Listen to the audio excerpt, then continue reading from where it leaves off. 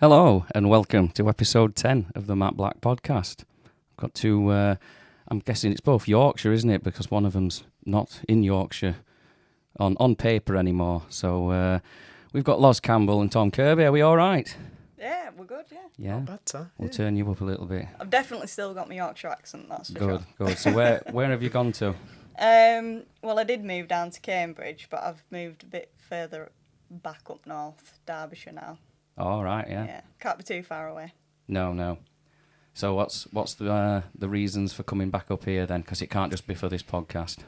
Well, Not that no, special. No, well, you know, we're rehearsing this weekend, Yeah. so mainly back up for that. Yeah. But obviously to see you as well. Oh yeah. The priorities. Very nice, of course. So how's rehearsals going? All right, yeah. Well, we do them very sporadically because you know, when we change a set list, we'll sort of rework stuff. But if we're out, which we are most of the time, we tend to not rehearse. We're just gigging. Yeah, I've seen that you've been quite busy, haven't you? I've been looking. You've got various tours coming up, festivals, things like that. Some support slots. Yeah. Yeah. So what's the other thing that I would say you're probably the most excited about out of those at the moment? Not to upset the others, obviously. Well, obviously. I think for me, probably that Marco Mendoza tour's looking pretty sweet, to be fair. Mm. Yeah. Just because, you know, I like being out for like a prolonged period as opposed to doing one back home. Yeah, it's a bit of a killer, isn't it? We've Mm. recently been doing some shows where it's like 2 out, come back, 2 out, come back, and then Yeah. that second night it's like a 4 to 6 hour drive back. You kind of just want to be an hour, and just do 10 and eventually just appear back on your doorstep again with a lot of washing. Yeah. Just wanting something that's not a triangle sandwich. What were it for us? It were salami and cheese, wasn't it, the last time we did it? That's all we had. Salami and cheese sandwiches. We've learned his lesson now, so don't ask for sandwiches because you just get a loaf of bread and loads of salami. So ask for pre-made sandwiches. And we'll see what happens. Hopefully we might have all wrapped up and nice, you know. Yeah, because someone saying, "Oh, I'm going to get sandwiches," that could be awful, could be great. I'm not going to mention where. It's like I did a gig earlier this year where the band, and I'm not going to mention which band because I don't want to upset the venue, but they provided some food which I couldn't eat because I'm vegetarian. Yeah. You know, I was vegetarian at the time, still am. So I didn't eat it, but everybody had explosive diarrhea within 2 hours. Oh, God. And I was like, cool. I feel fine.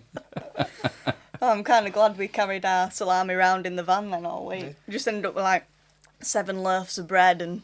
Yeah, this is one of the things when you're touring, isn't it? Because you think at first, I can't be bothered to do too much prep at first because you think, I just want to go and eat nice things wherever I go and experience things. But then after a while, you're like, it's getting quite expensive now. We did tours where we'd just take like a cooling box and we'd just fill it up at Aldi full of stuff and then try and make meals out of it. It worked. That's a good shout. That is smart, to be fair. Gets very samey though. To be fair, there's only so many KFC and Greggs in a service station you can eat before you're like, I'm sick of this. And the Greggs, they're only about 10 foot apart, aren't they, where we live? So Yeah. that's one of the things that everybody I speak to down south, they can't understand how many Greggs we've got in such a small space. I think there's like 3 within 5 minutes of each other in Barnsley Centre. There's 3 in Wakefield. Is there? Yeah. Because you never know when you might be caught short of a Greggs. Oh, yeah. I just need to be covered in flaky pastry, which is easy done. Anyway, I don't know why we're talking about all that. How are you both doing anyway? What apart from the rehearsals and stuff, what else is going on in your lives? In his personal life. It can be everything. It can be music, personal, whatever you want it to be. Well, music-wise, I mean, we've been out a couple of times this year. Been down to South Wales, and we just played in York with Area, not Urger, Area. That's how you pronounce it. And but apart from that, just like writing for album and How's that going? Slow. It does. It's just for some reason it's very slow, isn't it? You'll get to a point where you'll knock out like 5 songs, and then there's a few that you think this is going to be a great idea, but it's just why is it taking 5 months to become a great idea? And you don't want to let it go. I get upset when we've had to like cut things off this album we've recently recorded, and they're just like, I think that could be such a great song if it wasn't me working on it, you know. Someone else could make this amazing. So we've just left it as like a demo that's maybe might get used later down the line. Yeah. I mean, we've I don't want to use the word regurgitated, but we've used some like riffs and sections of previous demos that didn't make the cut on the last one because they worked really well in the new stuff. Is that something you ever do, or do you ever revisit old ideas? I mean, I've kept stuff from years back that I try and work with, but I think most of the album has been sort of fresh ideas. Yeah. Up until now, we might have to start dragging all the the old stuff out. It's surprising because you listen back to things that you thought were rubbish and you think, oh, actually that might work really well. Or sometimes you listen back to things you've released and that you thought were great and you think, what were we doing there? Oh yeah, absolutely. I don't know if you feel that way, but I certainly do. Yeah, that's why the first album is nowhere to be found. Yeah, I think anything I've done kind of pre-FAHRAN, I've just tried to delete off the face of the earth because I just think, why did I think that were like cool and raw and edgy and it's very cringe. I'll probably be like that in 10 years about my FAHRAN stuff. So who does most of the writing then? Is it you that writes everything, you bring it to the rest of the guys, or do you get together and work on the stuff? I mean, I sort of come up with the main riff and melody, but me and Tom work really closely together, and I've done on the past sort of, what is it now, 4 singles, I think? Something like that, yeah. EP and whatnot. So we've, crafted our sound, and we know how each other works, and laying down rhythm ideas, like sort of drums and rhythm guitars, comes very naturally to us. Yeah. But yeah, and then we sort of take it to our producer, and he just sprinkles all this magic stuff on it. I always enjoy it when it's like, there always seems to be, when we're doing it, that moment where, I don't know how to explain it. Can you remember when we were in the studio doing Coffee Cup, and then like a brainwave hit us at the same time, and then we both went mental, and then Steve didn't care because we were watching football? You remember that? I do. We were in separate rooms, and we do this. It's like, I mean, you'll have it with your guys, won't you, where you don't have to say a word. You just know. And I was like, into the mic, I was like, Tom, I'm coming in. And I came in the room. Yeah, Steve was watching Liverpool on his phone. He's like, I'll just leave you guys. He's like the dad of the group. He's like, oh God, you guys are too excited for me. So then we just bounced off each other and came up with a whole new section without even saying that we were going to do it. It just naturally sort of fell out. Yeah, I've sometimes, cause when the guys are coming up with certain riffs or breakdowns, it's obviously in recent years it's been kind of sending ideas back and forth online, but then before that it was more kind of get in a room and just make a load of noise and, oh, that bit sounds quite good, let's play that another 20 times until it develops into something good, as you do.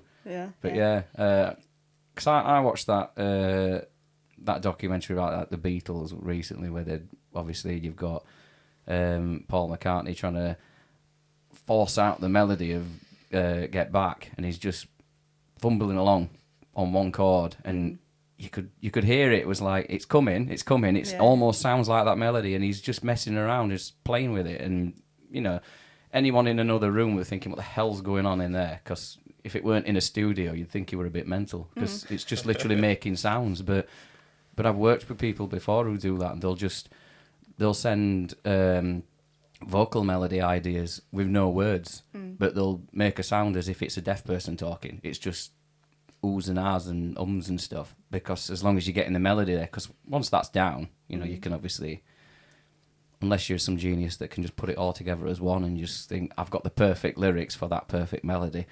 I'm not one of those people. No, I'm not. See, when you're writing though, you're probably having to write in a way that I probably did in one of my previous bands, because you're playing most of the guitar and, well, of all the guitar and singing. So you've also got to write it in a way that's sensible. Doable. Because I sometimes I come up with a great riff and think, that's great, but I can't actually sing while I'm playing it because I just stop doing both. Yeah. Because there's people out there who think they've got like two brains, haven't they? They can literally just play really complicated stuff. Like Tommy Emmanuel's a good example because he's playing acoustic guitar, bass with his thumb, using these two fingers. Sorry, people that's just listening to audio. The pointy finger and the middle finger, just to play some kind of like middle section, and then he's using his little finger to play a melody line. And how the hell are you doing that? Because at the moment I try to do the second thing, I'm stumbling. So he's doing 2 and 3 things at once, and then tapping on it and telling jokes, just because he can. Who are these people? Yeah, you've either got it or you haven't, and I haven't. Never mind. But yeah, so when you're doing it, then are you writing? Are you basically like having to adapt riffs, or you're already hitting a riff out and just saying this needs to be exactly like this from the beginning because I have to sing over it, or do you find yourself having to change things later? I'm pleased you've actually brought that up because it's not something that I've talked about before, and it's something that I've changed. So previously, I used to be very restricted to this is what I'm doing because I've got to sing. This producer that I started working with him when I was 19. That's sort of when it started to change. He was like, you're in the studio, you don't have to make things doable. You can practice to make it happen. And I think that's where... That's what they said to Def Personally, Leppard. I went... Yeah. Personally, I just went, wow, this is a whole new level of thinking.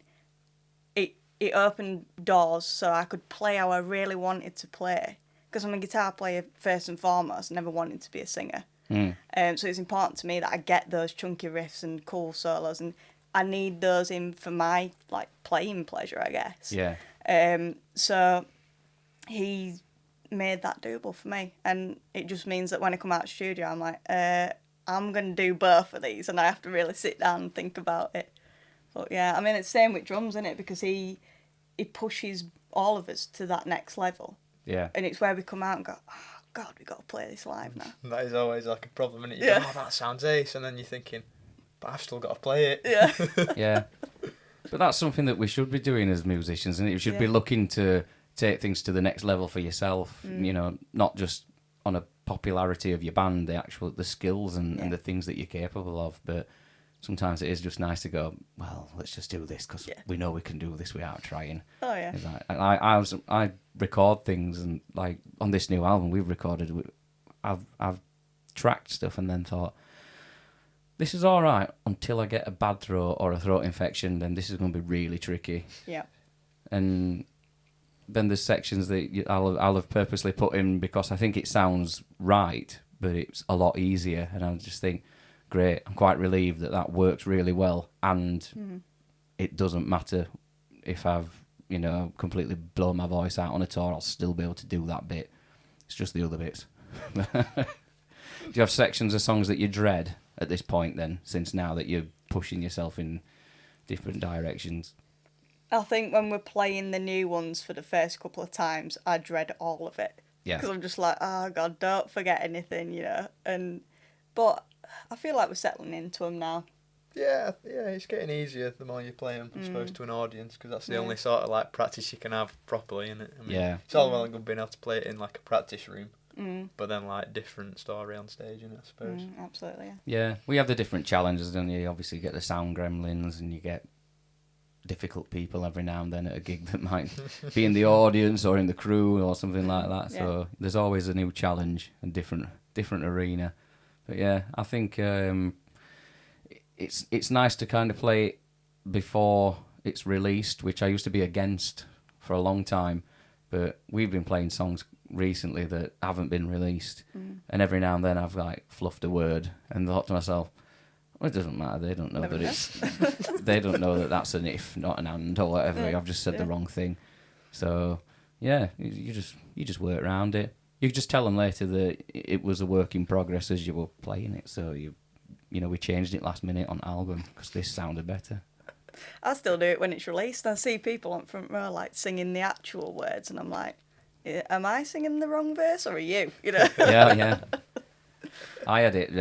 I think it was the last tour we did before lockdown, so it would have been early 2020, right at the beginning. And we don't really play.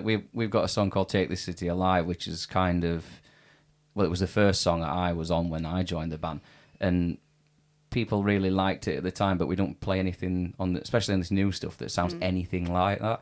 So we don't play it because it doesn't sound right with anything that we want to do.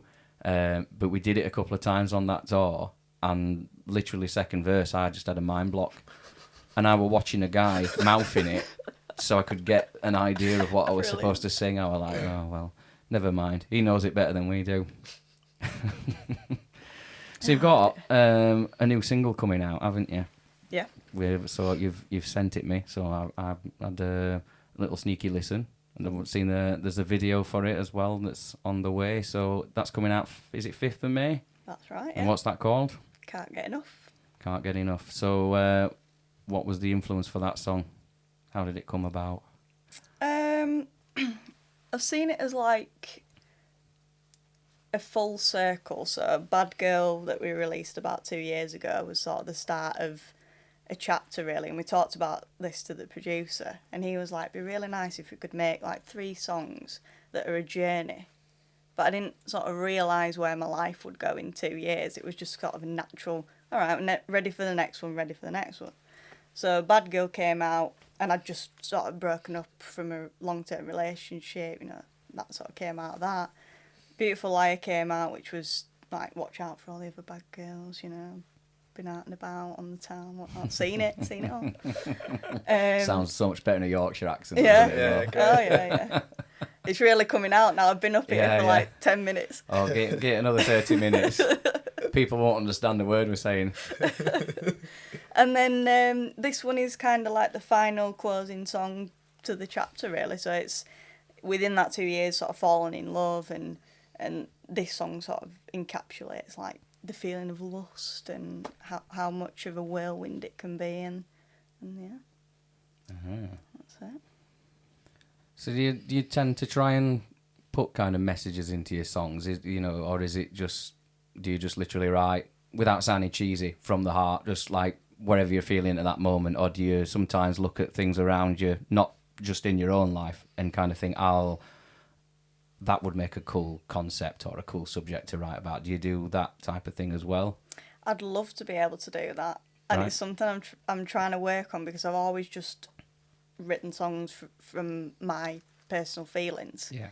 But I'd love to be able to write about other things, such as you said, because it would make it a lot easier, I think, because sometimes you don't feel anything really worth writing about, and I think that can be quite limiting. It's frustrating. It is frustrating, yeah. So do you write lyrics at all, Tom? You're not? Oh, straight away shaking your Absolutely head. not. I'm not. I can't. Yeah, you can't wrote be Bad doing Girl. it. Of course I did. What do you mean? No, nothing like that computes in my head. To be honest, I'm far too much of a Neanderthal for that. All right. So you just like? Do you just prefer to smash stuff, or do you play other instruments, or? Does bongos count? I suppose it's just an extension of what you're doing, isn't it? Yeah. No, I always say my hands don't work that way.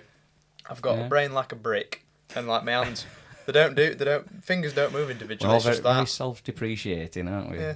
That's all my hands do. For anyone who can't see that, I'm just closing them in and out. They make a fist and an open hand. That's it. That's all that happens. I was like most football fans, to be fair. Pint, pork pie, boobs. Is there an instrument that you think to yourself, I would love to play that? Yeah. I mean, all like weird, obscure stuff. Like I was looking at like harpsichords the other day, googling them just for fun. Hurdy-gurdy's on there. That'd be ace. That'd be great. I'm not sure it'd work in like a band sort of sense, but it'd be good to sit at home and do. It'd be great. Oh yeah, Time killer. Yeah. definitely. TV's crap anyway now. Big time. There's like 3 things worth watching at one time on Netflix or Prime or whatever. So there's no point channel surfing, is there? I don't. Yeah. That's something I would just can't do. No. And I know people that just do. They just come on from work and channel surf, and they get annoyed that there's nothing on. Do I have to say the line? Go on then. Go on then. I don't watch TV. Yeah. Every time. Basically, every time we're like in the van or anything like that, because Steve, the bass player, is like a massive film buff, I suppose. He loves like horror films and whatever else. And he'll say like, "Oh, have you seen this? Have you seen this?" And I'm like, sometimes I've seen them, sometimes I haven't, so I can sometimes get involved. But then every time, without fail, it's just I don't watch TV. Don't bother me with that. All right, okay. Yeah. You've never watched TV in your life, ever. Well, it's on in the background, but I don't watch What's it. a TV? Oh my God! There's people in the living room in a box. No, it's we don't watch normal, what I call normal TV. We don't have a TV license. So when we got together and me and Libby moved in together, my wife, she said, I said, there's no like TV license bill coming out, and she said, no, we don't need one. And I said, but we've got a TV. She says, no, you don't. You only need it if you're watching live normal TV. This was like 5-6 years ago, and it took a bit of time for me to process it that we don't need one. And there's a lot of people that they still have one because they think that they've got to have one. But it's nice because I just use a Fire Stick to just watch what I want on YouTube when it suits me. Occasional comedy series on Netflix if I get time. But that's it. And then we might have a film night every 5-6 weeks when we're crossing paths and we're like, you got a few hours spare? Yeah, cool. Well, I'll see you in house at that point then. Cool. We'll get some Doritos. So what do you do with your time? I don't do that. I don't watch TV. Yeah, because I don't mean. Cause, I mean, I very rarely get a chance to watch it. So, because I'm doing a million things, so I'm just interested what other people who haven't got time to watch TV do. Well, I don't really talk about my job, but I've got quite an intense like other life as well, and that takes up quite a lot of my time. But also I just socialise, see friends, play sport, practice my guitar. I'm always like doing promo stuff for band. That takes up a lot of time, as you know. Oh yeah. So yeah, just I somehow fill it all the time, which is It's scary how quick the week goes, isn't it? When you've got a few tasks at hand with a band, some normal life stuff, and you go, "Oh, it's weekend again already," and I've only done one of them 10 things. I put like fire emojis. I've got a to-do list. I put like fire next to it, but I've had fire on about 5 of them for the past 2 months now. I'm just like, oh god. Yeah, I keep putting fire at the side of things all the time. Right? But then I have to check. I go on like on Google just to check the news, just to make sure there's nothing fire related going on. Because I think, could this be insensitive? Because you want everybody to think that what you're doing is fire. Great, but you've got to be really careful, haven't you? Now it's like yeah. I have to do like 1 to 2 minutes of just quickly researching what's gone on that day, just in case someone finds a way of getting upset, and they still do. Oh yeah. Even if you're putting something nice. The internet's a strange place. Do you have any kind of bad experiences with the internet, with your band? Like kind of strange people, or there's always haters. You've got to have your haters, haven't you? This laughing's telling me there's something. Yeah. Yeah. Well, I get quite a lot of random messages, as I'm sure you probably do as well. Yeah. Well. The thing is, I'm very polite, and sometimes I will try and respond, but I've learnt to back off a bit, I would say. Well, not everybody's your mates, are they? No, this is something I learnt a long time ago. Yeah. You think that everyone that's talking to you is supporting and wanting to almost be a fan of your band and want you to do well, but 2/3 of the time they want something, or they're not really your friend anyway. Yeah. But you do meet a lot of friends, as you know, on this scene. You meet a lot of acquaintances as well. And I'm not kind of gonna say that some people that might, somebody might come across you guys at a gig, and you see them as an acquaintance. They might think that they're best friends with you because they've chatted to you a few times after a gig and stuff. And sometimes I've seen people overstepping boundaries with bands and stuff, whether it be, trying to get into shows for free or trying to get into areas they shouldn't be in, or overstepping the mark, kind of with personal boundaries and stuff like that. It happens all the time. It's a fine line, isn't it, between, like, because we're really friendly people. We'll never, ever not talk to somebody, or, you know what I mean? Like, after a show, we always have beers. Everybody, just whoever wants to chat. Yeah. But that's...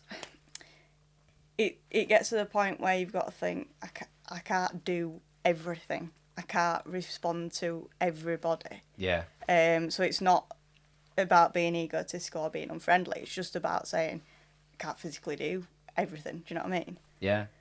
And sometimes, especially because you're female, I imagine you probably get messages that I don't get that is probably not very welcome from time to time, which most people I know are female that work within not just the music industry, absolutely. But it seems to be a thing that I've seen especially in music. It just seems that they think that there's an open gate to just hassle people, This, because that's something I wanted to ask you as well, because it's like, how do you find it being female in an industry where, there's quite a lot of drunken men or women or whatever just lurking around and stuff like that? Because they're not just on messages, sometimes it's in person as well. And that's not just something you'd probably experience, because I know guys experience it as well. When you're younger and people's grabbing hold of you and doing stuff like that, as a guy, you probably think, oh, this is brilliant. And then as you get older, after a while, you're thinking, have I just been sexually assaulted? I think I am. Yeah. Yeah, it's well, it's we're knocking stuff over here. Ignore me. It can be a challenge, but I mean, I've been gigging since I was 15, so I've played in all sorts of places. I remember when I will have been about 15, 16, I played in a place in Doncaster, Friday night, just setting up. And when you get a vibe of a place and you're like, I just really want this to be over and I want to pack away and get out quick as possible. And the people had just taken over the bar. They said, please don't linger about, just don't even take a break, just play your set and leave. They're like, we've just taken this pub over and we can't wait to leave. And I'm like, oh God. Yeah. And this guy just pulled his tooth out at the bar with a set of pliers. And I'm not making this up, honestly, but... Oh, I believe you. But I think doing the pub circuit at such a young age, when I probably shouldn't have been out and about doing it, to be honest, really gave me a good grounding for dealing with drunk people. Yeah. Just dealing with people, like hecklers, and yeah. I'm very quick off the mark to sort of shut down or make a joke or something that maybe wouldn't have gone down so well if I'd have just come straight into the original scene. Do you know what I mean? Yeah. Oh, I think everybody. It should be like a bit of a service, like when people used to have to go into the like when they used to have to go into the army for a couple of years when they were younger.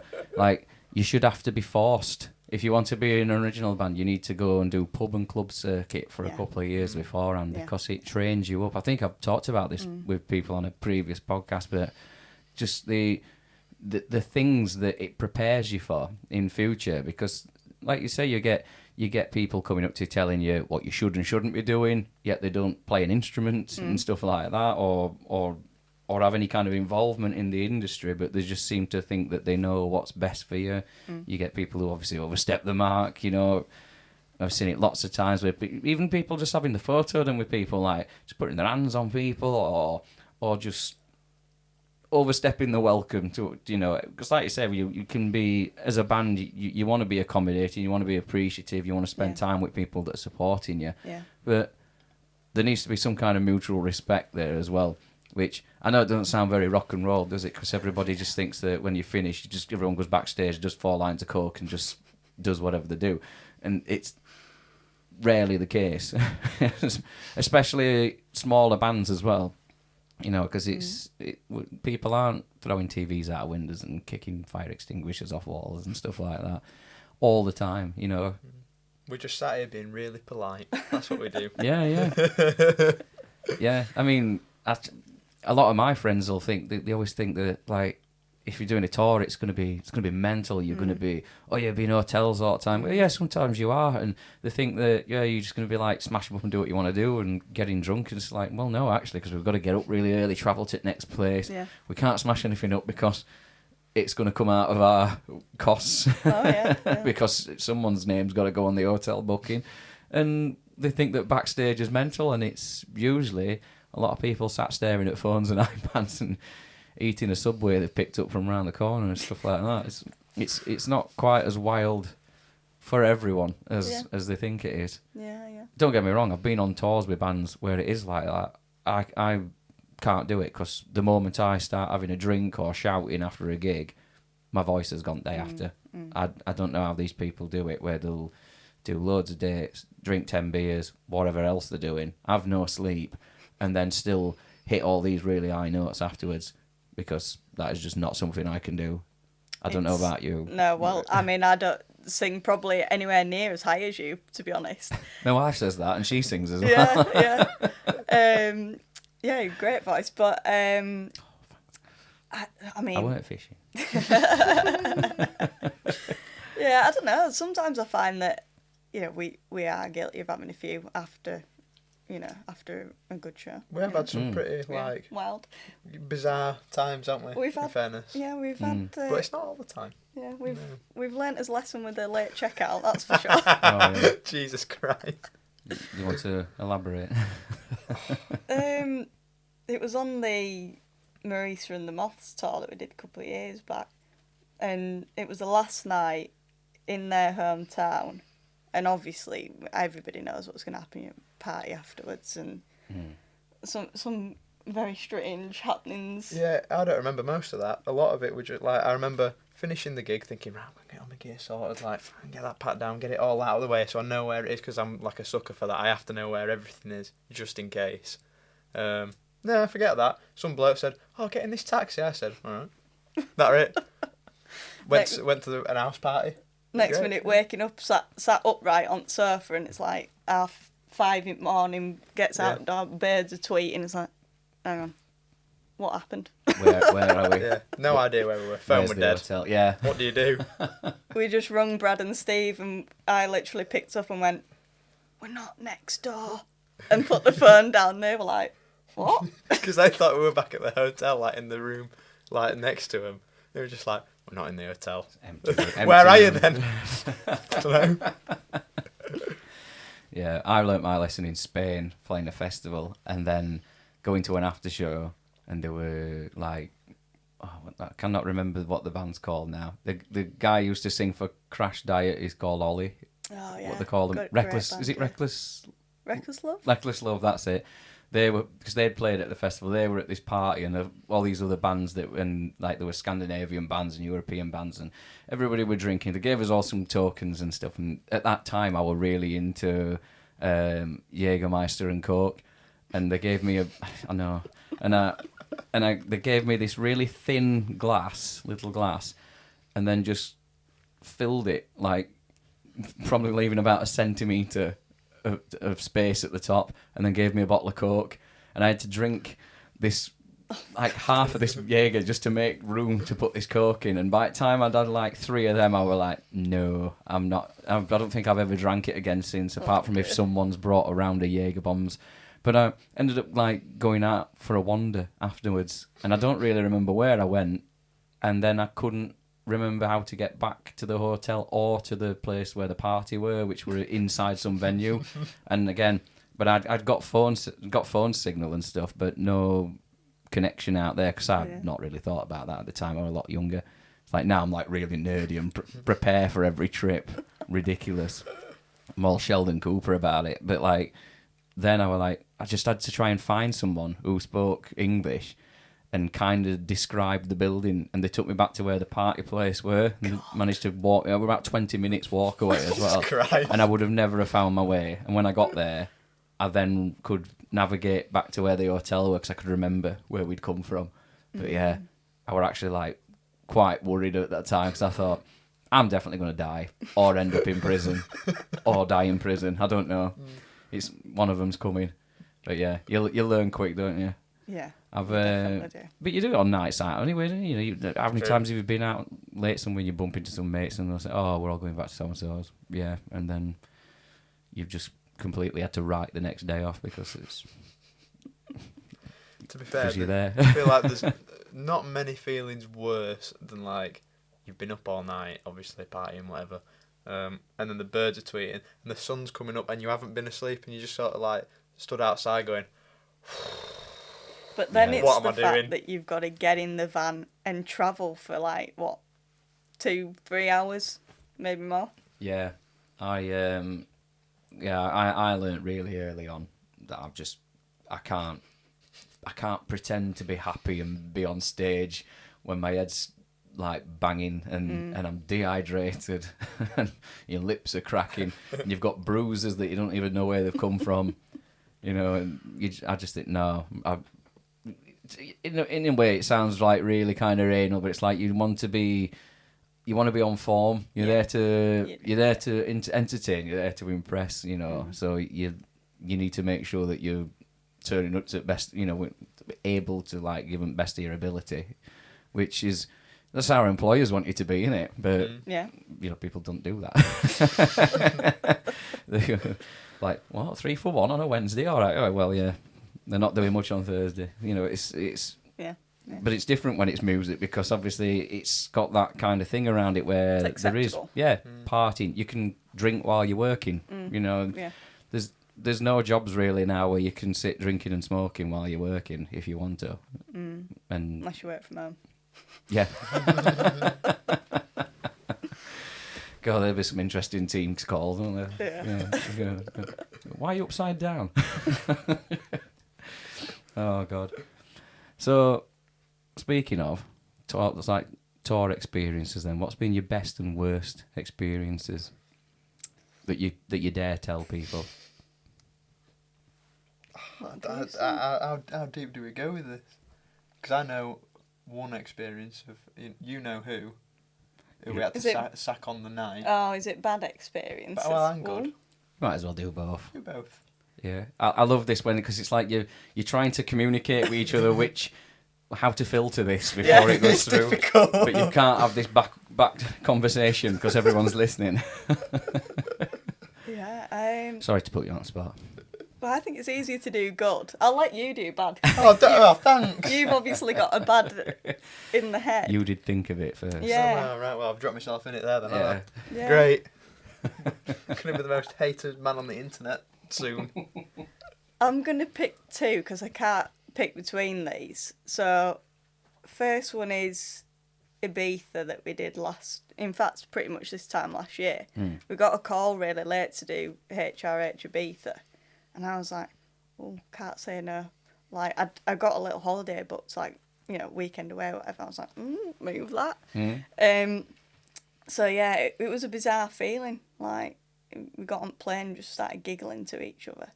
And just couldn't believe it. I was like, oh, yeah, my guitar's sat next to me. Like, oh, we're doing this. And then we get there, just like cocktails on the beach before you go on stage. It's bliss. That was an ace one. But the second one for me is the HRH in Great Yarmouth.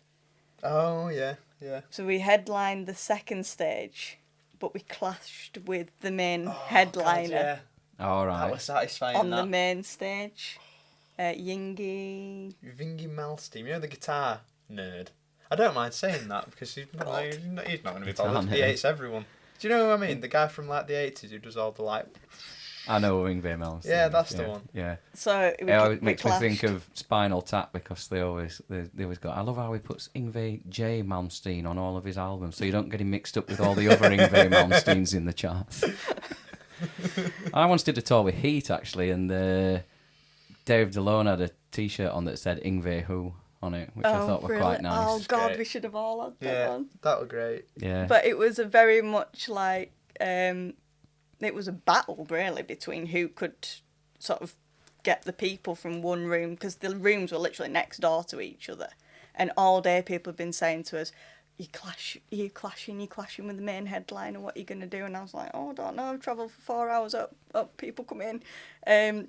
So when we were tuning up, like, the room was empty, and then turned around, a couple of people had shuffled in, and as soon as we started playing, like, people were sort of flooding through, and I was like, this is exactly how I wanted it to go. And there's a picture from the back, like Tom's bird's eye view, of everybody's reaction when we do the pyramid at the end. And that I'm going to put this out on socials soon, because I've just left it to one side for some reason. But everybody's face is just like a picture. Everyone's just buzzing, and that was what we were seeing for the entire of that gig, and it's just stays in my mind. It's a great one. Oh, that's good then. So there was nobody watching Ingve Malmsteen? Not towards the end. I walked through after we'd finished, because I think his set's going to be about 2 hours long, innit? Let's be honest. So I walked through at the end, and I think there were about, I don't know, a couple of hardcore 30, 40 people, and they were like, you just tell like the vibe of a room. They're all sort of, because they've been there for an hour and 45 minutes, like that.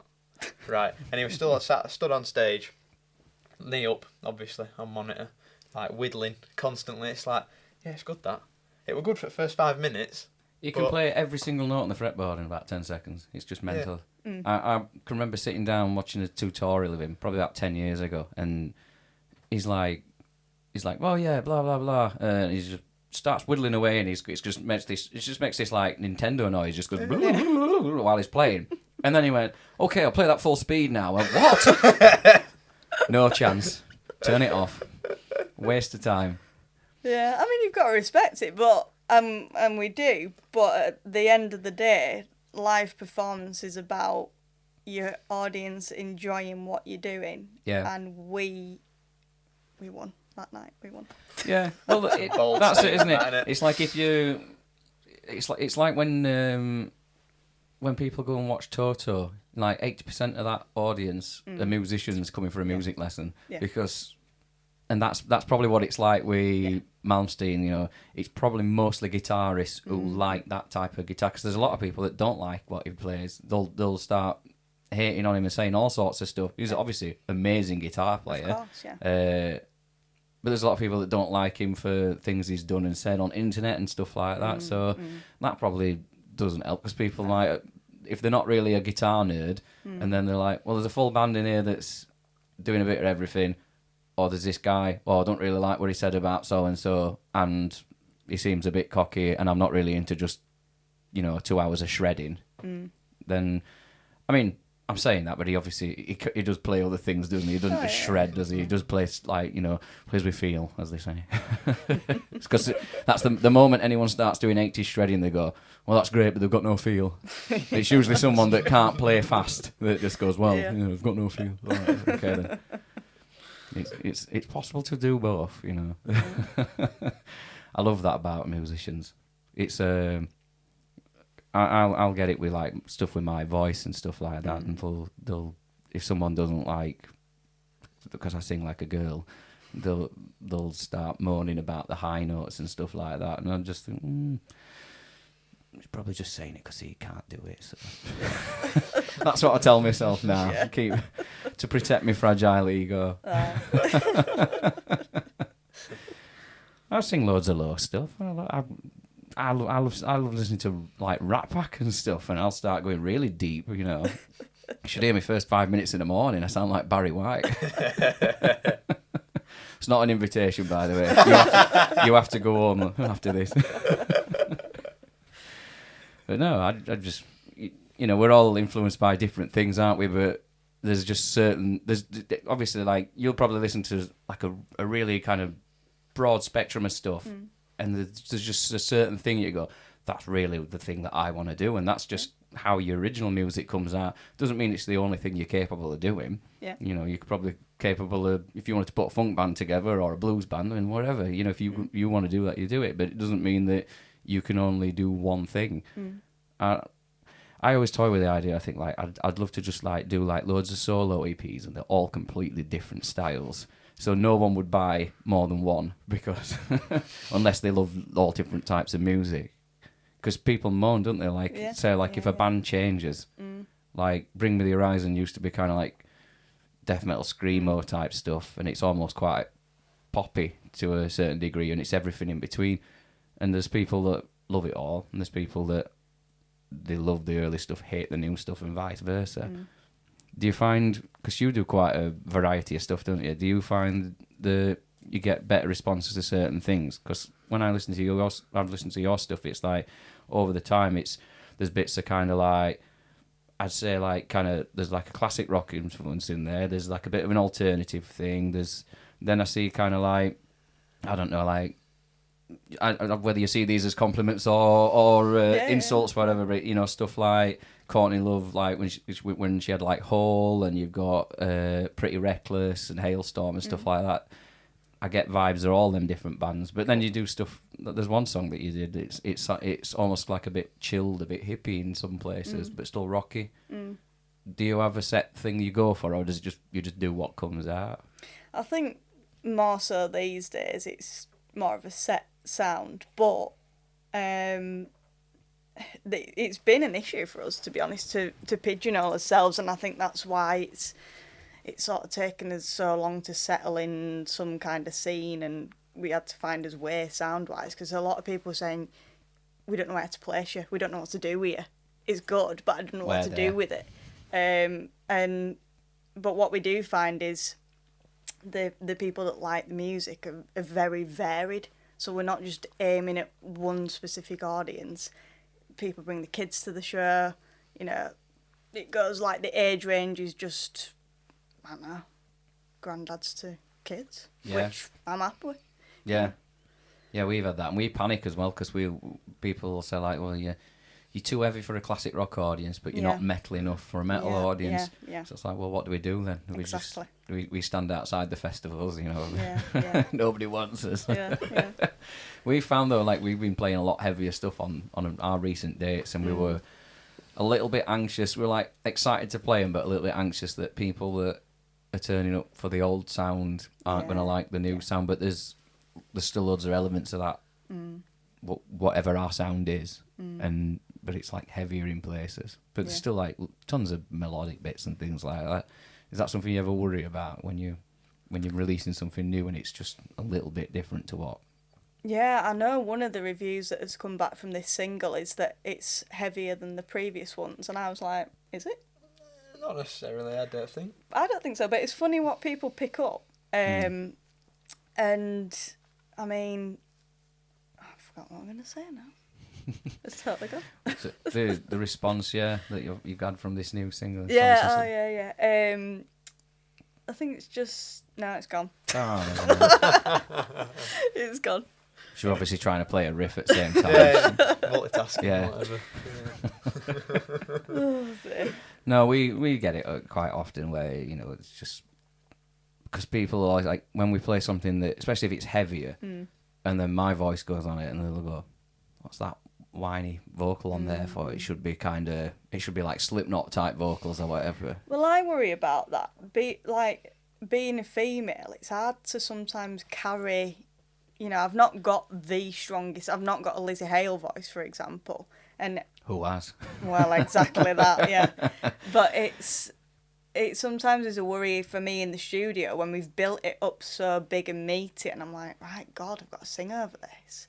And I've learnt new ways with this producer how to sort of boost it, but it is a worry, of course it is. You know. I don't know why we worry as well, because really, like, at this stage, we're not doing it for the millions, are we? And we're doing it because we love it, and that's the music we want to put out. But then we're terrified that people aren't going to respond well to it. Yeah. But there's always someone that comes along that's like, oh, this is for me. I'm jumping on with their journey and gonna see where this band goes. Yeah. Which you obviously, you know, you do. You see it yourselves when you release something new, or you play a festival and new people that, you know, discover you. They check through all your stuff you've done before. They buy some merch, and next minute they're at one of your headline shows in 6 months. So, but obviously, there's, for all the ones that do love it, there's ones that just don't respond at all, and then there's ones that, for whatever reason, feel the need to tell you that they don't like it.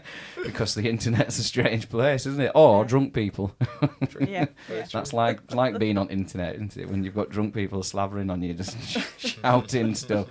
yeah, I didn't like that you did. I thought it was shit. Oh, well, thanks for coming. Try not to trip over and die on my own. You know, you do. You just get them. You do. But, you know, they ain't got to like it.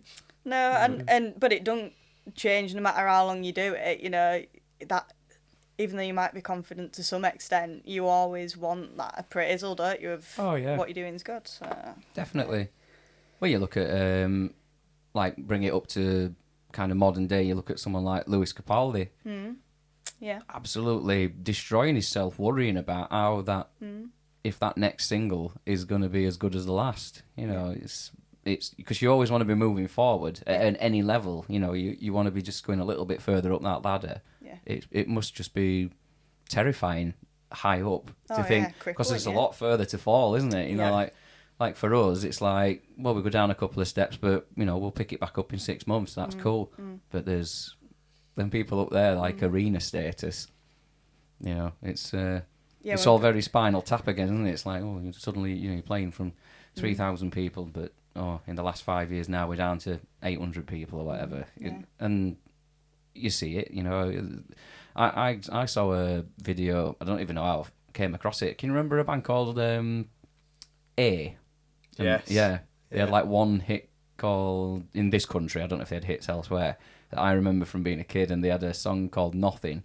And it was kind of, it's like a rock riff, but very pop. It's a tune, that. Yeah, it is. It's something about it, obviously, because they went out and they were playing tours, like masses of people, for about a year or two in this country, and then now they're back to playing kind of small rock clubs and stuff.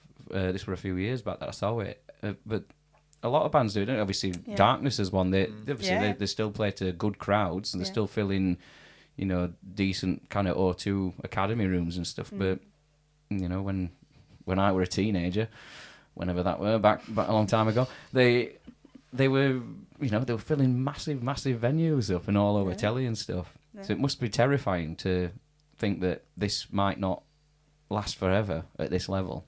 I mean, to sort of use Darkness as an example, I mean, that is a really good level to have, you know, longevity-wise.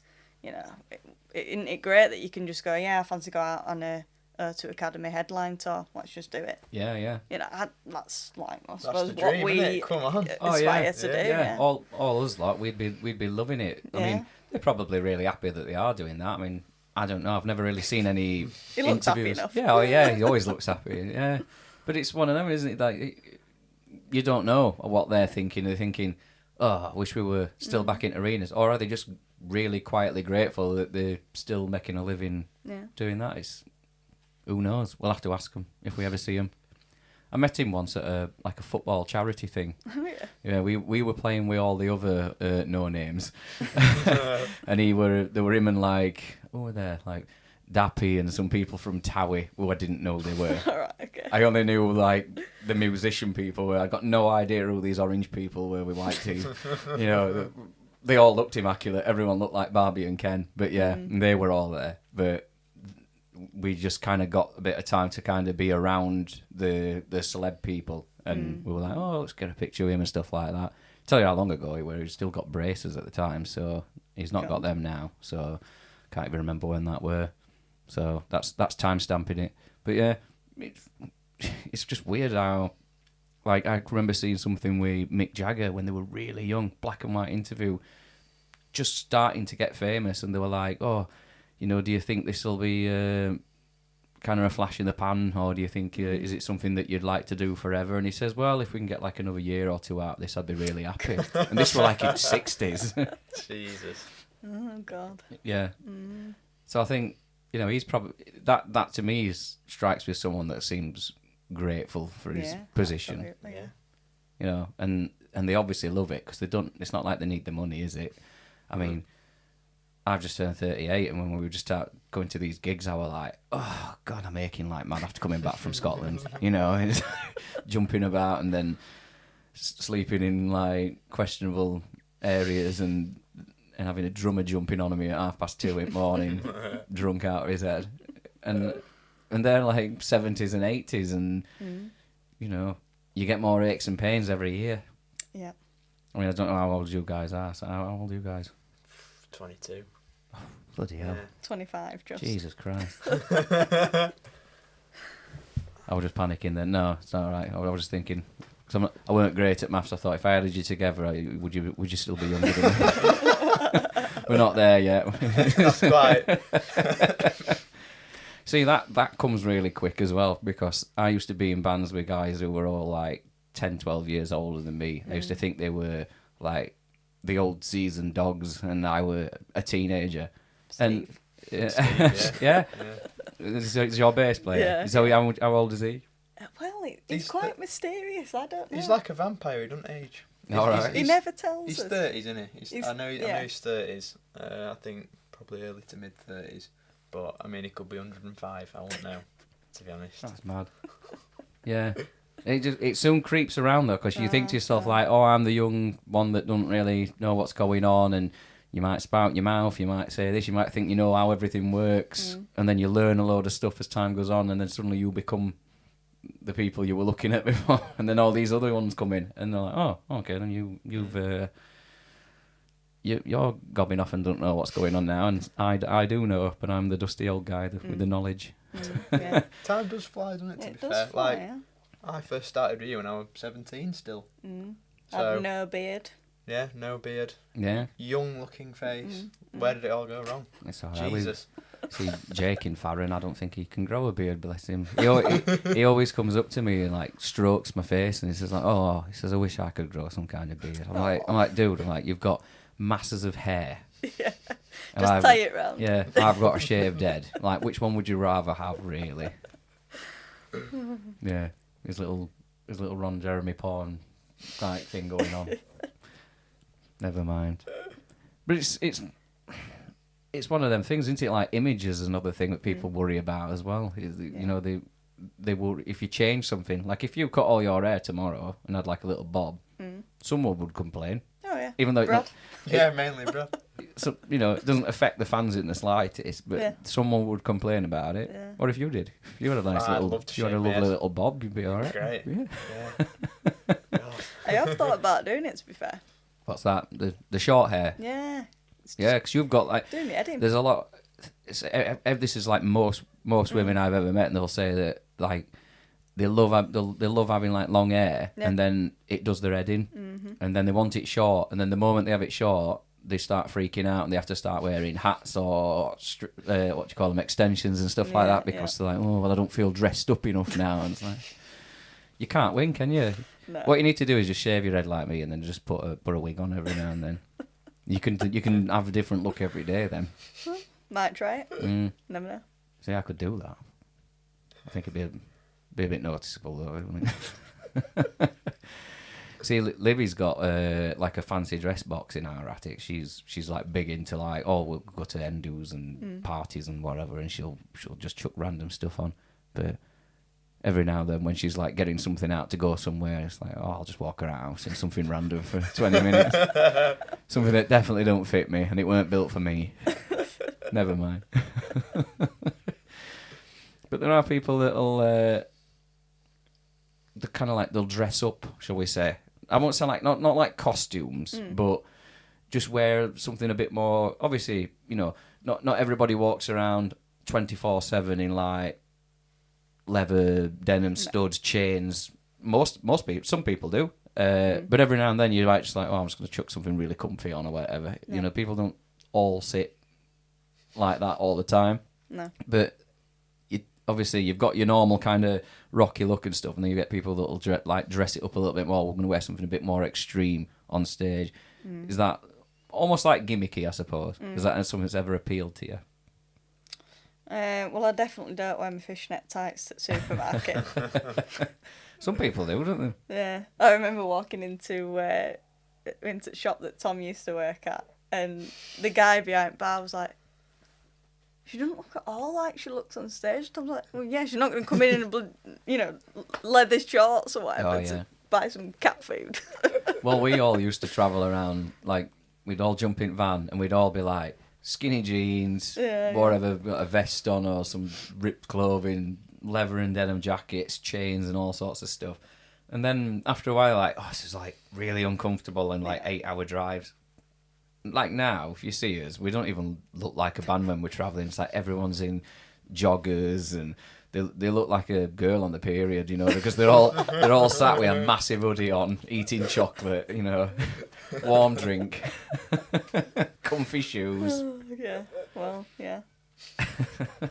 I always get slated for wearing too much brown, when we're going about. Too much brown. Because You do, I dress like an old person. Like when I'm not doing it, I just like wearing a fleece, preferably brown. It's Yeah. great, yeah. Oh yeah, I'm the king of layers now. Yeah. It takes me forever to get ready for a gig now. So it takes me 20 minutes just to get the layers off before I start doing a gig, especially if we do a winter tour. And then I'm like, ugh, I'm down to t-shirt and skinny jeans, and I've had all these layers on, and then I'm like doing star jumps and press ups and stuff before I go on because I'm freezing. And you know, as a singer, you've got your body's got to be warm, hasn't it, as well? So I'm not just being a pussy here. It's actually the fact there's science behind it. What do you do for warm ups and stuff? Typical stuff, or is there anything weird and wonderful that you throw in there? We don't really do anything. I don't do nothing, to be honest. spectacular. Which is probably, I always think, I need to start like warming up, you know, doing rudiments or whatever. Actually, that's boring, that, innit? Yeah. Do you know what I mean? See, I've worked with loads of people where they'll have the pad there, they'll sit themselves down, put a towel over it, and just away they go. Nah. Do you do vocal warm ups? I try to, yeah. You know, sometimes it's very difficult, isn't it, to fit in, especially festival lineups and stuff. You like on and off, and Oh yeah.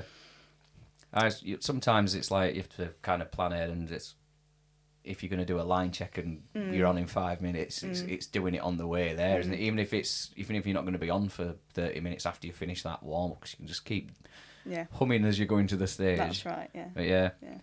I think the biggest problem for singers is if because you know we don't all have a dressing room each, do we? Very rarely. So it's annoying everybody else, isn't it? Finding somewhere to go and do it. Yeah, and it's taking yourself out of like that situation where you kind of all want to be together having banter and stuff. Like, oh, sorry guys, we've got to go warm up. You know, it's like, oh, you know. Yeah, you could start singing the banter to people, and that like you know like. You go, oh my God, you're wearing that brown fleece again. You know, it's like living in a musical. And you just start doing that stuff. So no warm ups and stuff then. I think as long as like we're all in a good mood before we go on, I think happy days. Although I say that, you always seem to think that if everyone's like really annoyed, we do a better gig. Yeah, well, me and Steve like to get a bit annoyed at something. And usually there's plenty of stuff that annoys us because we're both quite irritable characters. And some of the best gigs we've had is where we've had a bit of not proper fisticuffs, but there's been a bit of conflict, you know, like the yingy thing or whatever you say. What's that, between you guys or Yeah, just... no, not between us. Or just Between something like something that's happened, like maybe I don't know, support bands like broke something, or I don't know, something's been said and you're like, Yeah. It shouldn't bother you, but it does. yeah. And then you think of something cool you could have said back 10 minutes later. yeah. I've been kind of similar, like, cause I'm the oldest in the band and the grumpiest. And sometimes I think I've got good reason to as well, to be fair. But I think I put on a better visual show when I'm just a bit pissed off. Yeah, because you do, yeah. I start kind of stomping around a bit more, and it kind of goes with the music, with what's with the fact that I'm annoyed. People think that I'm really into the song, but it's like I'm probably just annoyed about something or got cramp, you know. So it looks really emotional. Now his toes cramping up.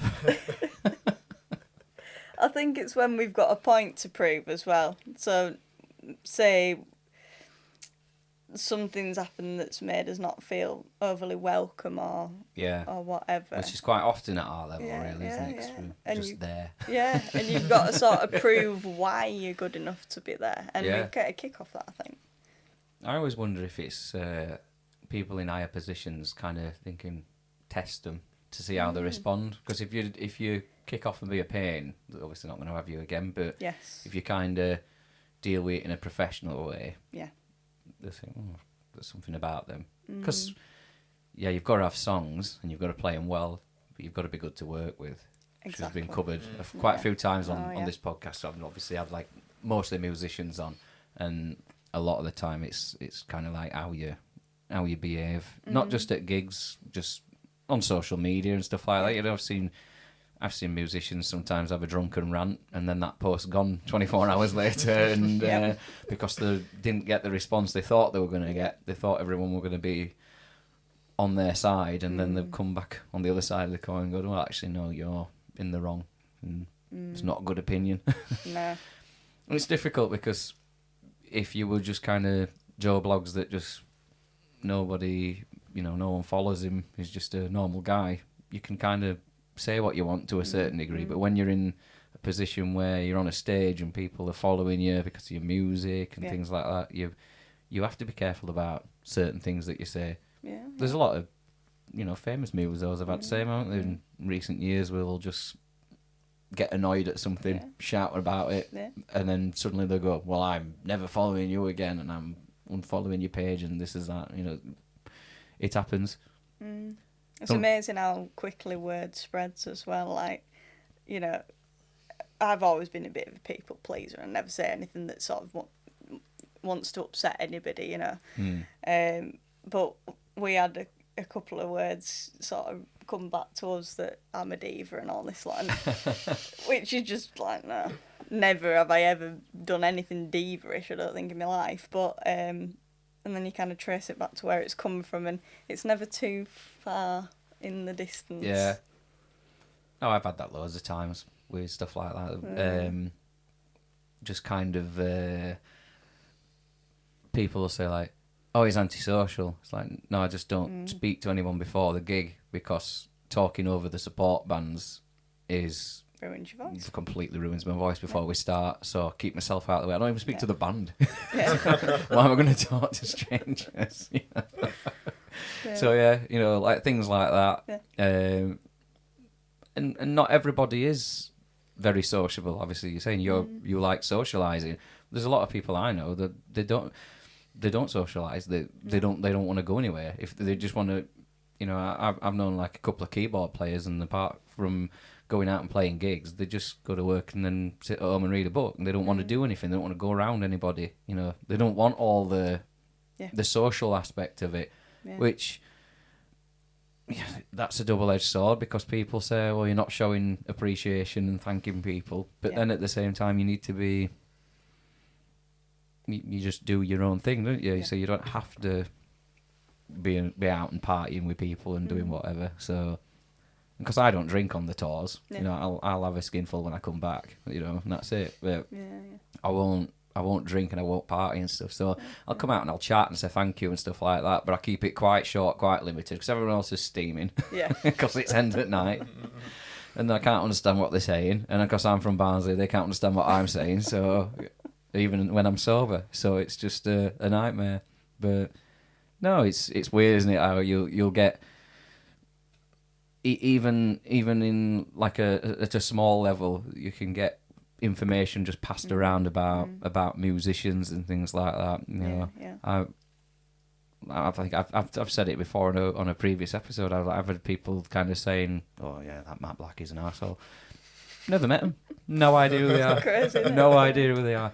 But I think I've realised this as time's gone on, as I've got older as well. Social media can be your biggest enemy, because I've got like a bit of a weird sense of humour, as most people around me know, and I'll say things and it might just be a little bit dry, it might just be a little random comment, it might not mean anything, be a little throwaway thing, but because there's no context and there's no tone of voice in just typing something on the internet, people go, what the hell does he mean by that? And 10 things go through their head. Yeah. They create what suits their narrative, and the next minute it's all blowing up. So, which is what happened all the time in my 20s, because I'd just get drunk and just go, but I didn't even remember putting something up, like trying to put a funny comment to cheer somebody up, and then you've just insulted 3 family members at the same time. So, it's easy done.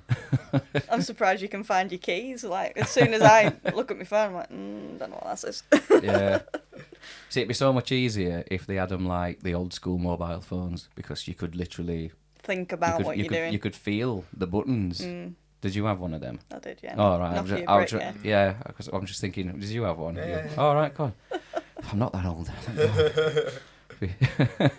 They're great, aren't they? You could battle off burglars with them and all sorts. Them and those. I bet mine has still got charge now from when I was 13. Turn it on, have a look. It's Play definitely some Snake. Yeah, I were actually thinking about it earlier on. I were thinking because I don't have the sound on my phone ever, but I've heard people around having little quirky little sounds on their phones just for like text messages and stuff. Someone had got that little Back to the Future sound, you know, when like a little moment happens and there's just a little crystally sound because he's remembered something.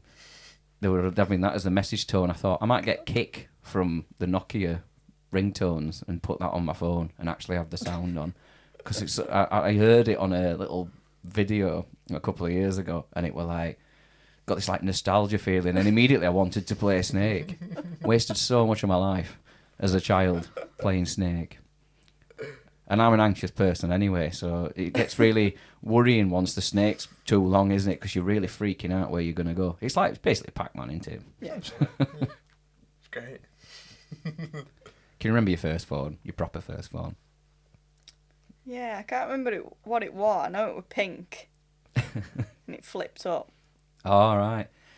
See, flip phones were a thing of the future when I got my first mobile phone. Nokia 5110 I had, but mine were like posh because you could take the front plastic cover off and you could change it. Wow. And we all learned it's like, well, you can buy an expensive one directly from Nokia, or you can go to Barnsley Market and get one for £4 or £5 and get the most tacky, disgusting colours and patterns you could ever find. So I had one that were all silver glitter. Nice. Replacing what should have just kept it as it were because it were just a plain black front cover. But I don't know, you've got to learn to have taste as you get older, haven't you? Oh, you do. Have you ever wore like ridiculous things on stage that you ever thought, shouldn't have wore that? I had a proper fashion faux pas once, and it was my mum who pointed it out. Oh God, yeah. Yeah, I've never worn anything like majorly outlandish or out. I just thought, I'll go standard. I'll wear like a Motorhead t-shirt or whatever. Wore it on back to front, didn't I?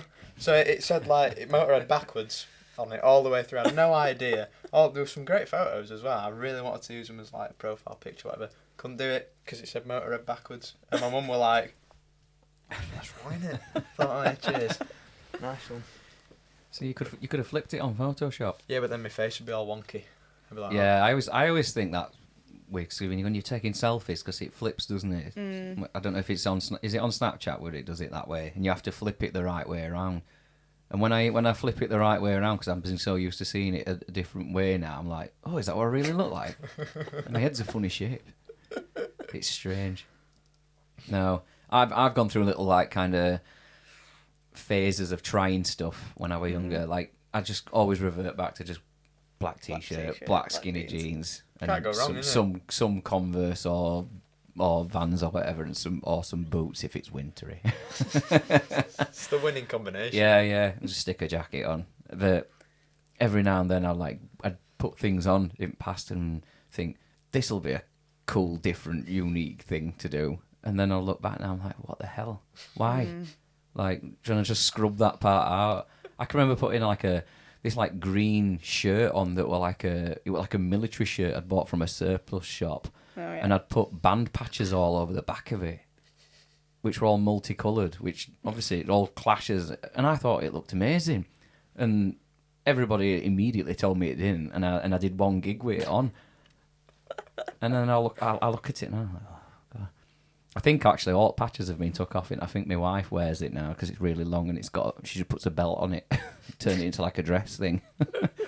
But she can pull that stuff off. I can't.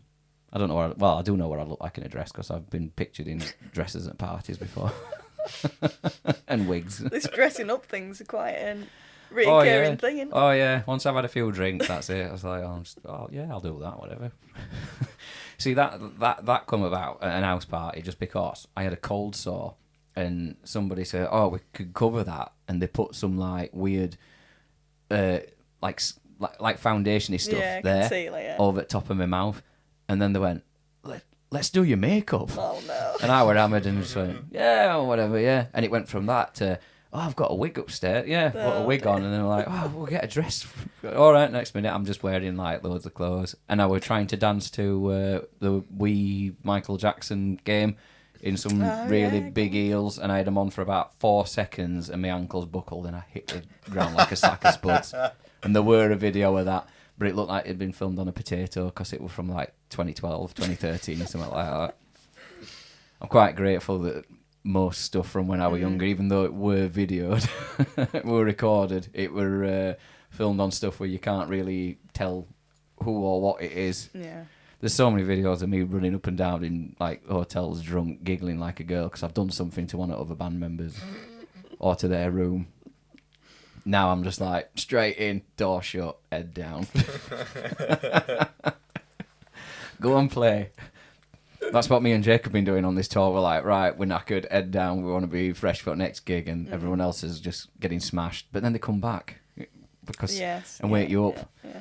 So it's like half time through your sleep, and the entertainment's here, and they're climbing all over you, stinking of kebab, and everything else.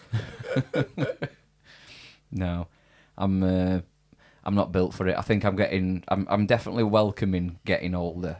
Like the idea of like doing certain things and sitting and just being like a bit of a grumpy old man in places. Like I still like to go out and get smashed and do random stuff and things like that and go out travelling with band and that. But it's all got to be on my own terms because I just like to just be chilling, doing my own thing when it suits me. Flat cap. Oh yeah, At the ready. I've got one of them. Yeah. Every Yorkshireman should have one, definitely. Yeah. See, I got one before the Peaky Blinders thing because I got one because Daughtry were wearing one, and I was like, oh yeah, I like that. So I got one, same as him at the time. So I'm like, well, it's raining. He's got same head as me. Let's let's do that. Let's put one of these on. But I suppose it's like kind of being influenced by people you see. It's like, have you took influence from anyone in particular, like throughout your not just now, like even just in the last 10 years of gigging? Thought, oh, I'll take a little sprinkle of that person's style, or I think it's a subconscious thing, isn't it? Because I can't ever say that I've wanted to look like anybody. I don't know. I've just always worn leather jackets and like band t-shirts and stuff. I've always done that, but. Yeah, I don't know. It's a lot of effort to try and look like somebody else. Oh yeah. Oh no, I'm not saying like completely copy their style, but when you've been putting your stage stuff together, you think like you see someone's shoes or someone's jacket or someone's got a certain thing, you think, oh, I might do my own version of that or mix it with 2 other things, as people do. Like Slash did, it's like, well, true. I'm just going to wear a top hat randomly with boxer shorts on some occasions, and that's it. Fair enough. And put a fag on guitar, because I don't want people to think I look weird. It's worked for him though, hasn't it? I know, yeah, definitely. Yeah. I mean, you see, there's been some like real extreme stuff over the years, aren't there? Like people, when you look at bands like Slade and stuff, Noddy Oldie used to wear like a big top hat with mirrors all over it and tartan trousers and big clogs and shirts and all sorts of stuff. Red shirts with a brown waistcoat. Brown. Nice. All Yeah. right, now we're Nice talking. bit of brown. Is there a picture of that then? No. There will be, yeah. I'll get it printed and laminated for you. Yeah, maybe we need to be a bit more extreme. I only really need to be extreme from like waist up. Yeah. It's like sat down, no one sees it, do they? You know. Well, we once did a tour, and our drummer had actually forgot to bring some shoes with him. Oh God.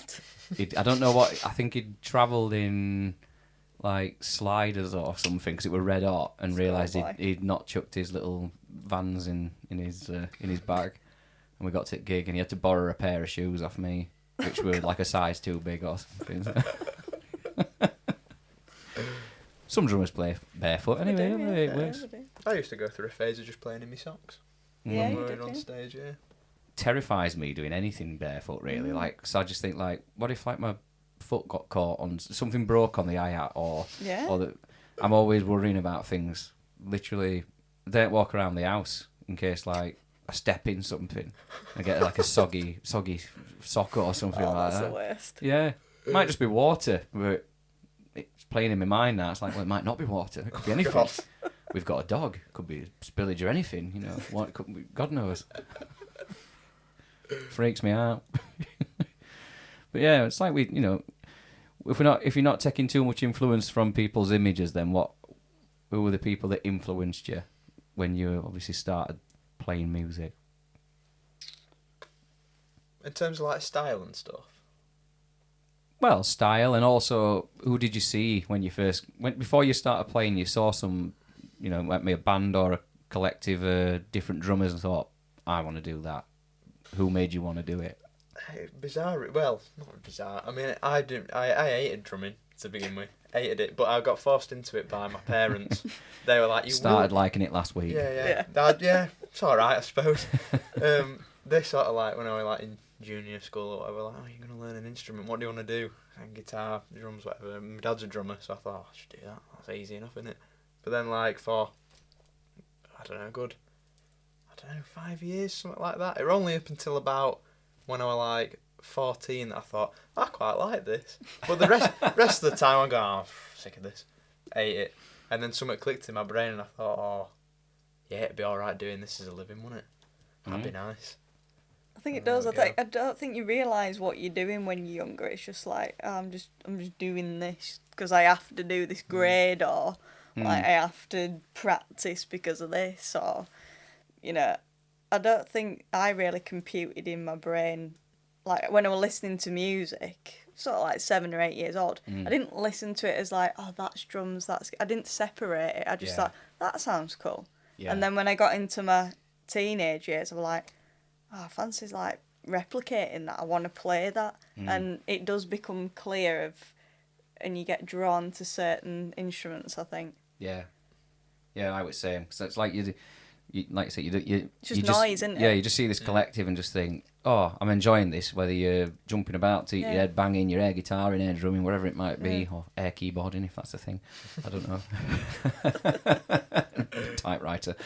But yeah, I just knew that I liked it. Yeah. I didn't know if I could do it or whatever, but seemed like my school were crap. They didn't really push you with the music thing at all. You know, they had some guy come in with a classical guitar to show you a G and a D every now and then, you know, and it were rubbish basically. Yeah. Well, I didn't realise it were rubbish at the time. As I look back at it now, my memory of it is that it were very basic. You weren't really pushed to do anything in it.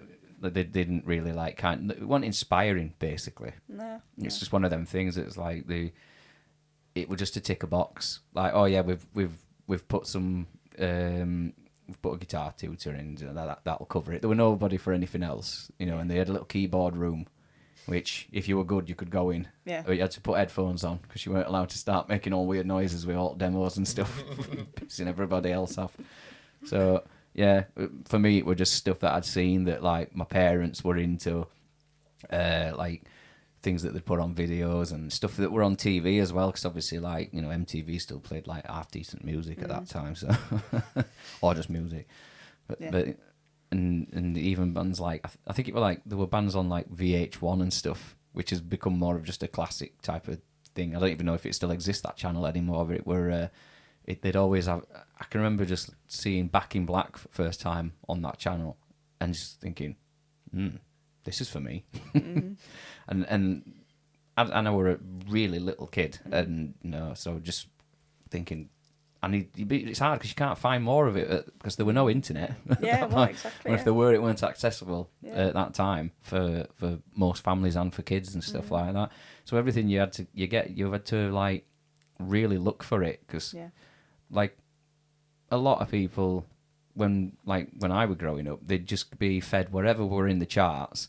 So a lot of my mates, they all know stuff like Busted and Steps and, you know, all these type of things. And the occasional one, because the parents were into a certain thing, know different types of music that weren't just around at that time. Obviously, as time's gone on, they've discovered other things. You've got people who were 20 listening to Rod Stewart and stuff like that. But it were really hard back then. You just couldn't get the content. You couldn't get hold of it. And it's not like everyone had just got, you know, I think they were like 10, 15 quid for a CD back then, weren't it? So it's like no one could just throw 15 quid at loads of CDs just to see if they liked them. Yeah, exactly. Like now you can just try before you buy. Yeah. Or most people just try and don't actually buy it. Well, exactly and that. just Yeah. take it anyway. Yeah, I think that is true actually. Like, you know, I'm into quite a varied range of music because of my parents, and obviously Tom's had his parents influence him, and like you say, you as well. But now when I think about like my younger cousins, for example, they're just all over Spotify. Oh, check this song out, Lozzie, you know, and it's like quite freeing, isn't it, to be a kid now? Just like, yeah, whatever, parents, like, I'm not listening to it. I'll just go find my own thing. Yeah. It's great. I think it's great. Yeah. It's got so many pros and cons to it at the moment, because it's like you've got like 8-year-old kids running around listening to songs that are 50 years old. Then you've got other 8-year-old kids that are twerking in the street, and I'm like, because they've seen it on internet, and it's like, this is just wrong.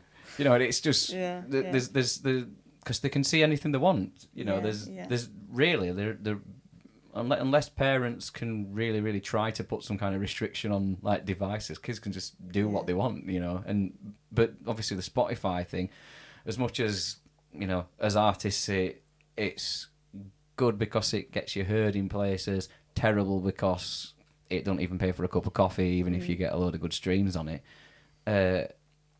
As a listener, it's amazing value, really. If you're not someone that wants to carry a load of physical things around. I've got friends who they only want to pay for something if they've got the CD, or I mean, we've got friends that are collecting vinyl and tapes and stuff because it's all kind of the retro thing coming back. And but there's a lot of people who just like, I just want to listen to it. I won't go all the time. I can't sit listening to a record player. I'm in my car. I'm doing this. I'm whatever. So to discover all these new bands, it's really useful because it's, you know, someone could be listening to a band that sounds just like yours and they love them and they're a massive band, and then all of a sudden you pop up next because you sound like them and Spotify's recommended you. And then suddenly you're getting this, you know, flow of new fans because I don't know who puts it together. I'm guessing it must be computer generated to a certain degree these days. There must be kind of one person just overseeing a certain amount just to make sure it's definitely doing what it should be doing, because it's questionable still. Talked about AI a few times on a lot of these episodes, and it's just really interesting how it's suddenly got. It's capable of so many amazing things, but then it makes really like humorous errors at times as well, and you just think we're not quite there yet. But I wouldn't trust it to fly a plane.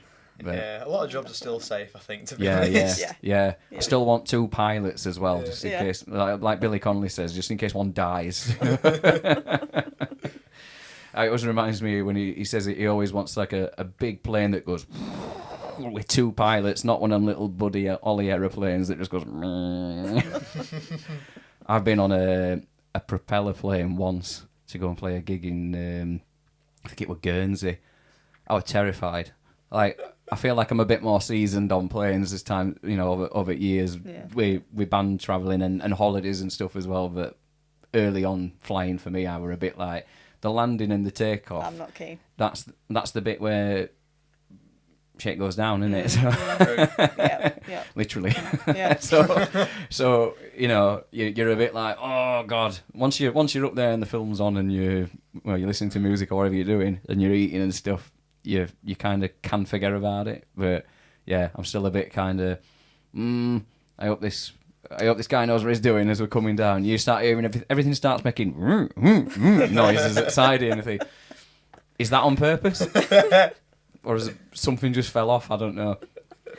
Yeah, it's terrifying. It is. I'm not a massive fan. I like it when they start duct taping something on outside the like engine just before you set off. It's like, it's fine that. Yeah. I've said before that I've been in a band where we had the side door of the van were held on with duct tape. Lovely. Not completely. There's still like the hinges were kind of still. You know, it was still on its kind of runner a bit, but yeah, just to stop it from coming loose, we had to do that. God. Great stuff, isn't it? You can do anything with that. We've nail varnished the alloys after we'd scraped through like a little 6'6" concrete thing twice because we went the wrong way again. See, I've always ridiculed people that have like scuffed alloys and stuff, and it happened to me back end of last year on my car, and my alloys are Nail black. varnish. And it were because I were coming out of the way of someone else who'd made a bit of an error, and I was like, well, either total my car or I turn a little bit to the side, and I scuffed the curb, and I'm one of them as well, like, because I really like cars and stuff. So when it happened, I could feel myself like, oh no, like part of me has died. Even though I'm probably gonna sell it in like a year, but then it'll mean nothing to me. But for a while, it's like your pride and joy for a little bit. But they are just workhorses, aren't they? To move those.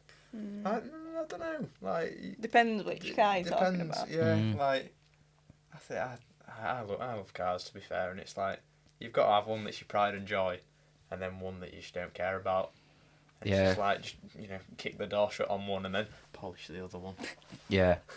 Well, we've always talked about, should we just get 2 cars together, me and my wife, and we'll share them. We'll have the nice car and the terrible car. And as time's gone on, I've said, no, we shouldn't do that, because Libby's car, it's just full of junk.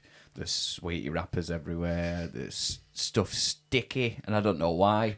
If I have to drive her car, we'll go somewhere and we've gone in her car and then we'll drive back. And because she's like, oh yeah, you have a couple of drinks, I'll drive it back. And then I'm like, oh, what's that? Like when a toddler's been in your area and they've touched stuff, and it's like, oh, everything's sticky now. It's like the TV remote's sticky, the iPad's sticky. It's like, where's it coming from? That's what it's like in the car all the time. So I'm like, in fact, there were a point where she'd spilt some kind of plant and there was soil in the footwell, and she didn't rush to sort it. This was in the last car, I think, and there were actually like remains of the plant that had not been recovered, still growing in the footwell. And I'm just sat there with like my legs like wide apart with this plant in the middle of the footwell as a passenger. Oh, I love that. Right, oh yeah, the little ecosystem inside this car. So yeah, we were not going to do it. But I like to toy with the idea of like having a car that doesn't have music gear and stuff in it, and then maybe like having like a small van or something at the side, because I always I go through these midlife crises like multiple times. Like when someone gets like 45, 50 and decides I'm going to buy like a massive Harley Davidson or something like that, or whatever. I go like little sporty hairdresser car, then massive old man's car that's like an armchair with all the comfort. And then I get fed up and want the tiny car again. I keep going back and forth, and I'm literally on the hairdresser car at the moment. And I find it so frustrating when I'm going places because I can only take so much stuff with me. But then when I'm not doing anything music related, it's great. But yeah, you do need a car for each situation, don't you? Yeah, well, we're both guilty of that. Yeah. Definitely. Yeah. What have you been spending on? Well, I've just had my mid-20s crisis, and I've got an MG. I've always wanted one. I got stuck in traffic on the A1 and right next to MG garage that I've always wanted to go in. And I'm like, yeah, I'll just have a look.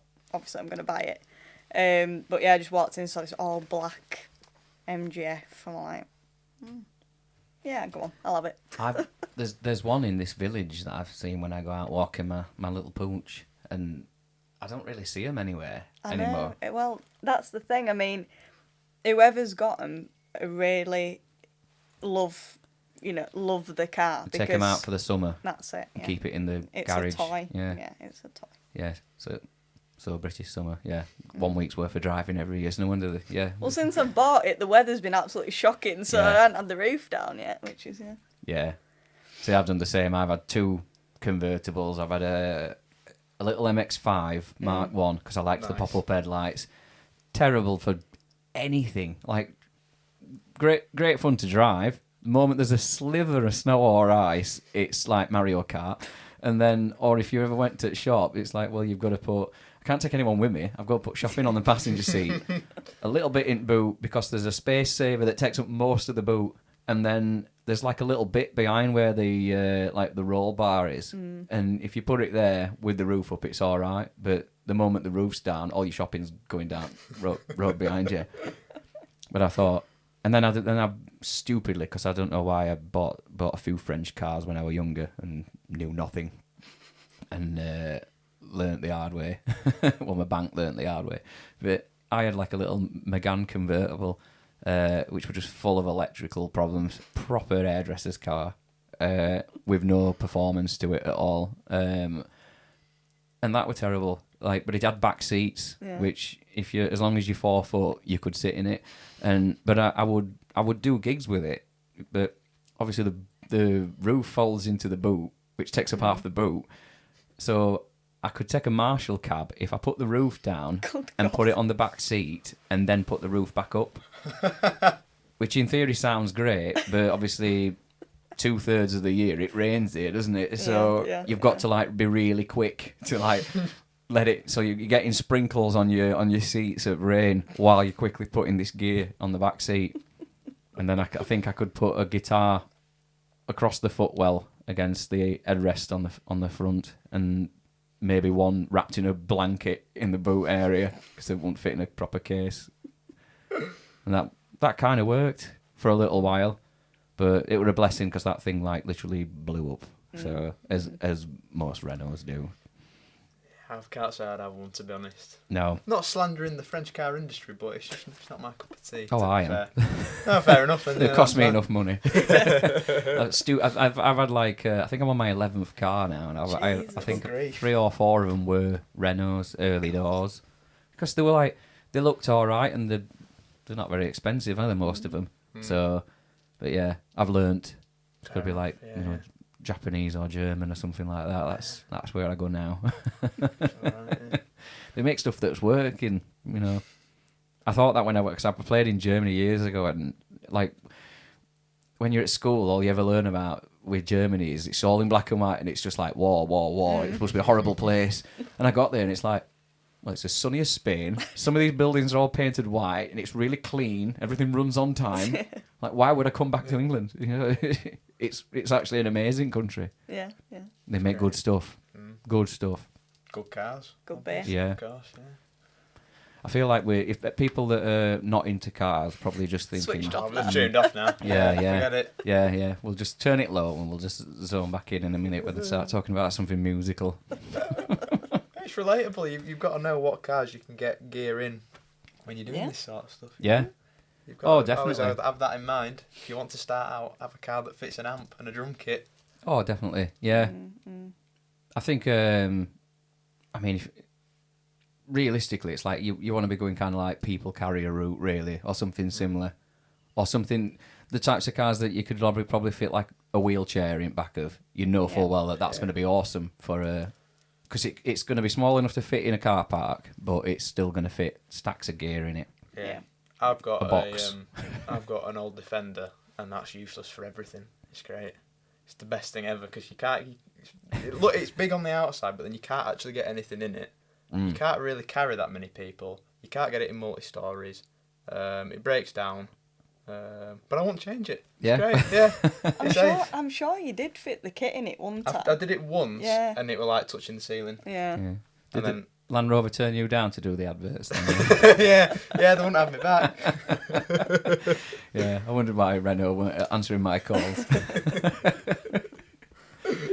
No, my first car were an M-Reg Corsa, and I bought it off this dude for about 1,100 quid, and the insurance was 1,700 quid at the time. I was about 18 years old, and I bought it with a damaged wing with a view to fix that for about 100, I think it was about 150 quid to fix it, so he'd knocked some money off for that.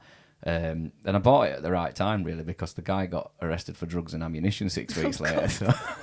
Yeah, great. So I was driving around now thinking, I'm sure I'm going to get stopped at some point here. Someone's going to think I'm him.